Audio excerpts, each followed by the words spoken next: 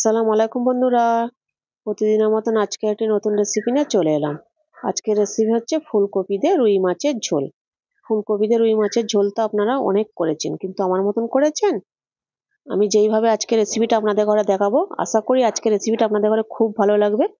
ভালো লাগলে ভিডিওটা প্রথম থেকে শেষ পর্যন্ত দেখুন, আর ভালো লাগলে আমার চ্যানেলটাকে আপনারা সাবস্ক্রাইব করে পাশে থাকবেন। চলুন তাহলে আমার রান্নাঘরে রান্নাটা দেখাই। জ্যান্ত রুই মাছ 4 পিস নিয়েছি, ধুয়ে জল ঝরিয়ে নিয়েছি। এবার মশলা মাখিয়ে নেব।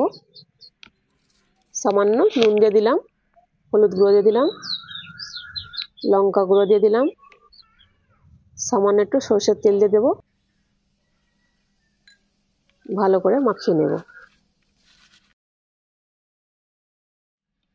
মশলা মাখানো হয়ে গেছে, 5 মিনিট রেখে দেব। নুনটাকে জ্বালিয়ে নিয়েছি, কড়াটাকে চাপিয়ে দিলাম। মাছ ভাজার জন্য পরিমাণ মতো সরষের তেল দিয়ে দিলাম। তেলটা গরম হয়ে গেছে, মাছগুলো দিয়ে দেব। মাছগুলো লাল লাল করে ভেজে নেব। এক পিঠ হয়ে গেছে, উল্টে দেব।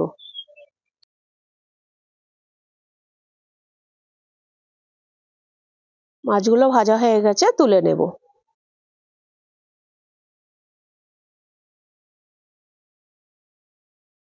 মাছের তেলটার মধ্যে আলু আর ফুলকপি ভেজে নেব। প্রথমে আলুটা দিয়ে দিলাম, ফুলকপিটা দিয়ে দিলাম, দিয়ে নাড়াচাড়া করে ভালো করে লাল লাল করে ভেজে নেব।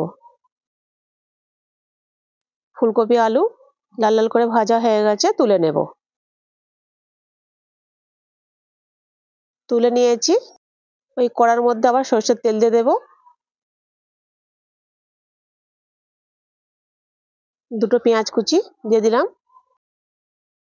পেঁয়াজটা একটু লাল লাল করে ভেজে নেব।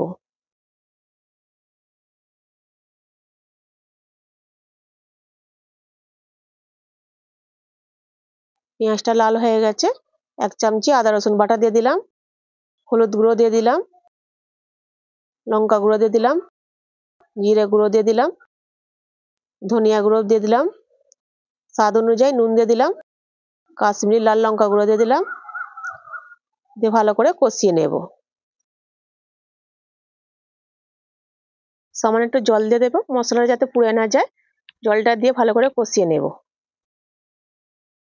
দুটো টমেটো কুচি দিয়ে দেব, দিয়ে ভালো করে কষিয়ে নেব।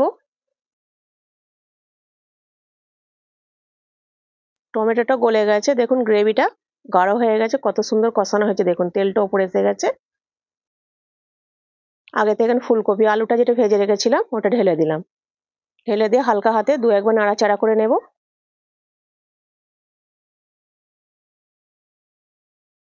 কষানো হয়ে গেছে, দেখুন কত সুন্দর কষানো হয়েছে। দেখুন তেলটা পুরো উপরে এসে গেছে, কালারটা কত সুন্দর এসেছে। দেখুন পরিমাণ মতন এবারে জল দিয়ে দেব। আপনারা আপনাদের প্রয়োজন মতন জল দেবেন। একটা ঢাকনা চাপা দিয়ে 5 মিনিট সিদ্ধ করে নেব।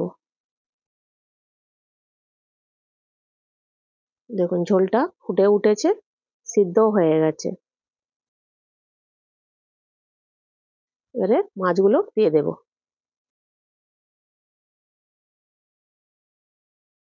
মাছগুলো একটু ঝোলের মধ্যে চেপে চেপে দিয়ে দেব। ঝোলের যে ফ্লেভারটা মাছের মধ্যে টেনে নেবে। 5 মিনিট ঢাকনা চাপা দিয়ে আবার রান্না করে নেব।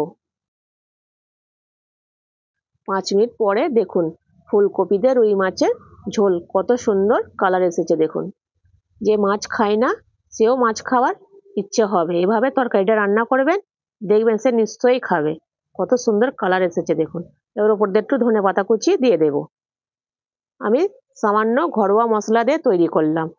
তাহলে আমি যেভাবে ফুলকপি দিয়ে মাছ দিয়ে রান্না করলাম ওইভাবে একবার রান্না করে দেখবেন, খেতেও খুব দুর্দান্ত টেস্ট হবে।